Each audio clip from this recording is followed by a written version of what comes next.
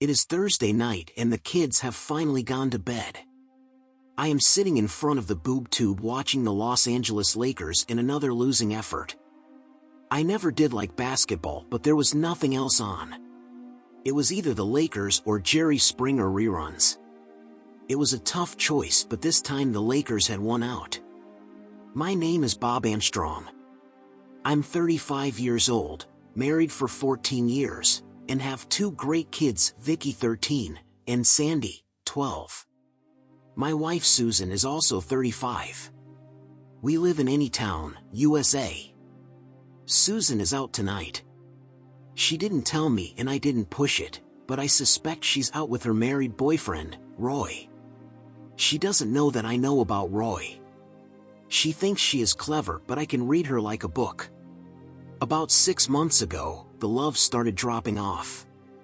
After 10 years of marriage, it wasn't that frequent anyway, but now it was almost non-existent. It was more than just the absence of love. It was the body language, not wanting to be hugged. A warm kiss had been replaced by a peck on the cheek, if that. No matter what I did, I couldn't make her happy. In 6 months, she had become a stranger. I wasn't stupid, so it didn't take much to plant a couple of voice-activated recorders in her car to find out she was having an affair with Roy, a married guy from her work. I was at a loss in what to do. There was no doubt that she was in love with Roy and no longer had those feelings for me. I also realized that once you fall out of love, love doesn't come back. It was apparent that the only reason Susan had not filed for divorce was because Roy was married and obviously had not committed to leave his wife and kids to run off with her. So here I am, stuck in a loveless marriage as a cuckold. The trouble is I love my two little girls very much and didn't want to become a weekend dad. If I exposed Roy to his wife, I am sure Susan would divorce me out of spite, and if Roy's wife divorced him, this would provide Susan and Roy an opportunity to hook up and go merrily on their way. If anything, I was a thorn in her side, forcing her to sneak around on me and on Roy's wife.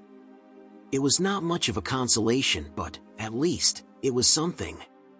Watching the Lakers gave me time to reflect on the past and formulate a path for my future. After some thought, I reached the conclusion that the affair with Roy would eventually peter out on its own merit.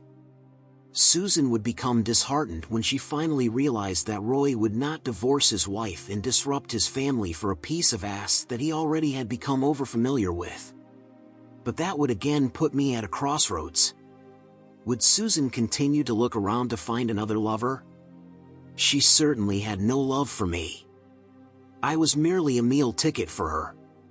So I suspect it was just a matter of time before she found her next love buddy. However, if the next guy was single, she may be more eager to replace me on a permanent basis. So here I sit watching my own personal crapshoot. My gut feeling was that this scenario was waiting to happen and she would probably have learned her lesson not to love married men if she was burned by Roy. Now, I had become tired of thinking about the various scenarios and decided to go to bed. Later, I was awakened by the shower running. I looked at the clock, it was 1:30 in the morning. I figured Susan was washing Roy's cum out of her cunt. I rolled over to my side of the bed and went back to sleep. I never felt her get in bed. At 5 a.m. my alarm clock went off. I got up and wandered to the kitchen to pour myself a cup of coffee. At 6:30 the kids' lunches had been made and they were up and dressed for school. They would catch the bus in half an hour. Their mother was still asleep, but the girls knew to wait out front for the bus at 7 a.m. I kissed them, told them I loved them, and headed out to the garage. I backed my car out of the garage and headed off to work. My job kept my mind off my marital problems until lunchtime. I needed to develop a path forward. I decided that until I could come up with something more concrete, I would do the following. 1. I would never have love with Susan again. 2. I would be friendly and calm at all times no matter how much I wanted to strangle her. 3. I would spend my spare time with my girls developing the best relationship I could. And 4. I would never confront her about her love buddies. I figured this course of action would not give her an excuse to instigate a divorce. If I could hang in there until the girls were a few years older, the effect of a divorce on the kids would not be as bad. I had to walk on eggshells. For the next 6 months, things continued on an even keel.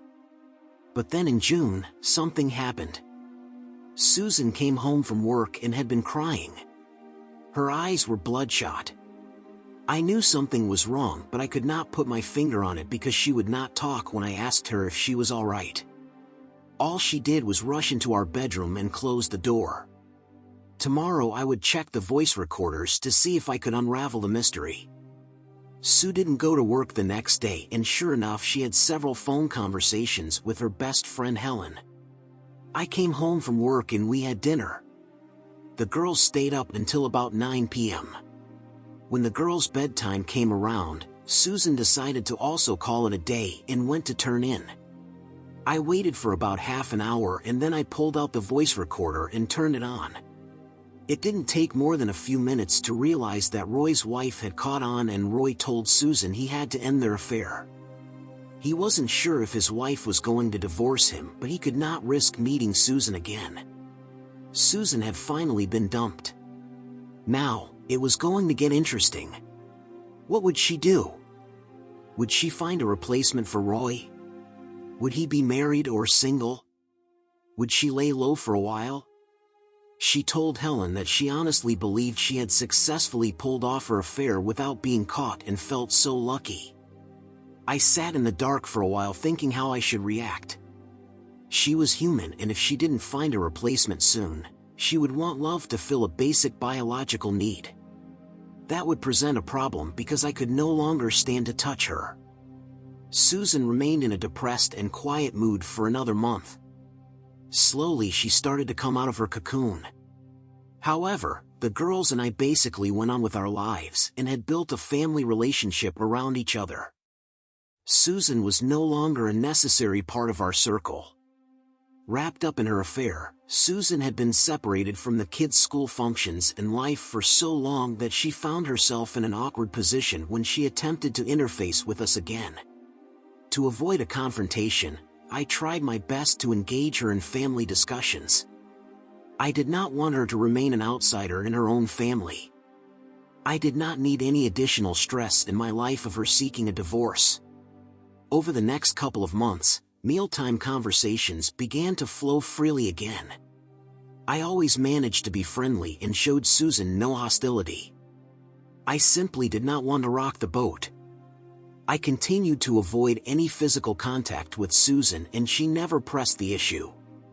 Things continued on an even keel for the next 2 years. Vicky was now 16 and Sandy was 15. The girls were both in high school and had grown up.